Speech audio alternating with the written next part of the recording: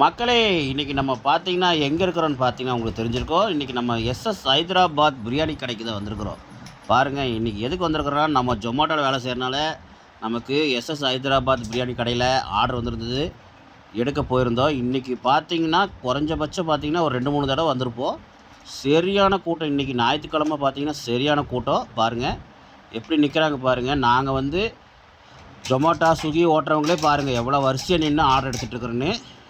இந்த எங்கள் ஆர்டர் வாங்குறதுக்கு பார்த்தீங்கன்னா எப்படி இருந்தாலும் ஒரு அரை மணி நேரம் ஆயிடுச்சு.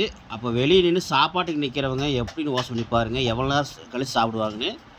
வெளியே பாருங்கள், கடைசியில் காட்டுறேன் பாருங்கள். சரியான கூட்டம் வெளியுமே.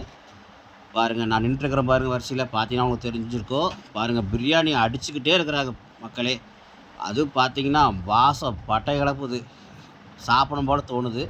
இருந்தாலும் என்ன பண்ணுறது, நம்ம வேலைக்கு வந்திருக்கிறோம், கண்ட்ரோல் பண்ணிவிட்டு நம்ம ஆர்டர் எடுத்து கொடுக்கணும். ஓகே, இங்கே பாருங்கள் எத்தனை பிரியாணி அடித்து போட்டு இது பண்ணிகிட்டு இருக்கிறாங்கன்னு பாருங்கள். பேக் பண்ணிகிட்டே இருக்கிறாங்க பார்த்தீங்களா. பிரியாணி பார்த்தீங்கன்னா ஒரு பிரியாணி வாங்கி சாப்பிட்டா போதும் மக்களே, 2 பேர் சாப்பிட்லாம். ஜம்முன்னு இருக்கோ, நிறையா இருக்கோ. நீங்களும் மறக்காமல் இந்த எஸ்எஸ் ஹைதராபாத்தில் ஒரு நாள் வாங்கி சாப்பிடுங்க. இது விளம்பரம் கிடையாது மக்களே, அது சொல்கிறேன். ஓகே.